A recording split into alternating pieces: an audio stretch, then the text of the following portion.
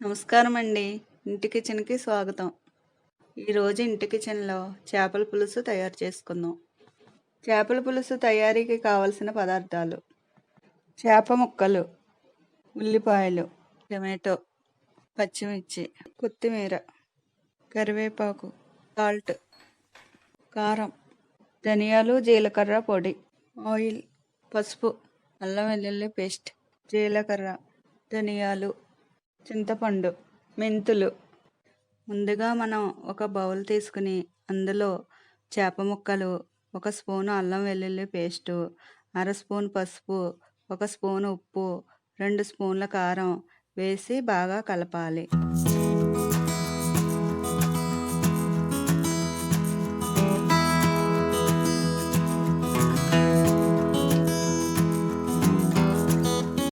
ముక్కలకి పట్టేలా కలిపిన తర్వాత పక్కన పెట్టుకోవాలి. 2 ఉల్లిపాయలు తీసుకుని తురుముకుందాం. ఉల్లిపాయలు తురవడం వల్ల గ్రేవీ బాగా వస్తుంది. ఇప్పుడు మనం ధనియాలు, జీలకర్ర పొడి తయారు చేసుకుందాం. స్టవ్ ఆన్ చేసి చిన్న కడాయిలో 3 స్పూన్లు ధనియాలు, 2 స్పూన్లు జీలకర్ర వేసి ఫ్రై చేసుకోవాలి. చల్లారిన తర్వాత మిక్సీలో గ్రైండ్ చేసుకోవాలి.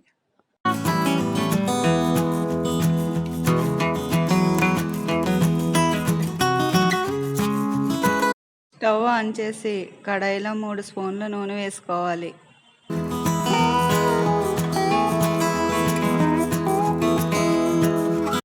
నూనె వేడయ్యాక 1 స్పూన్ మెంతులు, ముందుగా తురిమిన ఉల్లిపాయ పేస్టు, 4 పచ్చిమిర్చి వేసుకుని ఫ్రై చేసుకోవాలి.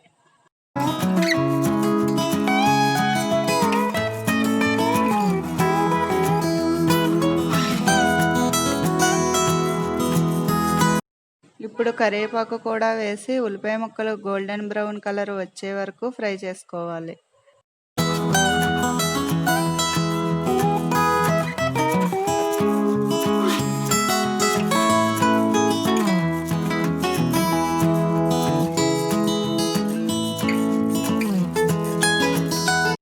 ఉల్లిపాయ ముక్కలు గోల్డెన్ బ్రౌన్ కలర్ వచ్చేసాయి. ఇప్పుడు మనం టమాటా ముక్కలు వేసి వేగనిద్దాం.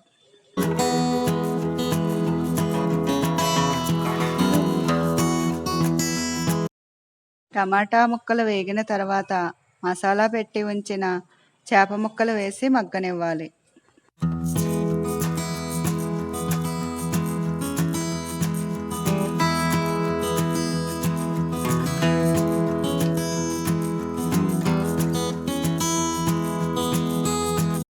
మూడు నిమిషాలు మగ్గిన తర్వాత సరిపడా నీళ్లు వేసి మూత పెట్టి ఉడకనివ్వాలి.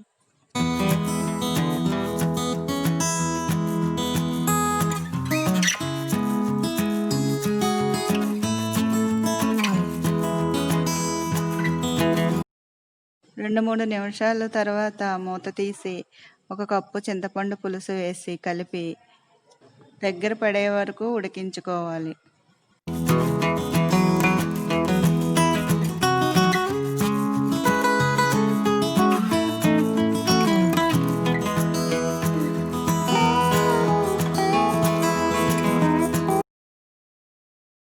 ఇప్పుడు ముందుగా పొడి చేసి ఉంచిన ధనియాలు, జీలకర్ర పొడి 2 స్పూన్లు వేసి కలుపుకోవాలి. ఈ పొడి వేయడం వల్ల కర్రీ మరింత రుచిగా ఉంటుంది.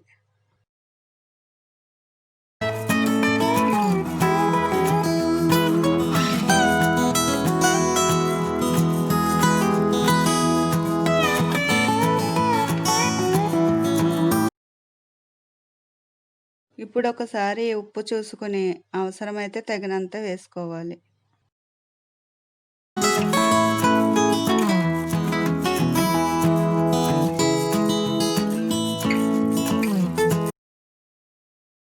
లాస్ట్లో కొత్తిమీర వేసి స్టవ్ ఆఫ్ చేసుకోవాలి. ఇంతేనండి, మన చేపల పులుసు ready. Thanks for watching. Please subscribe.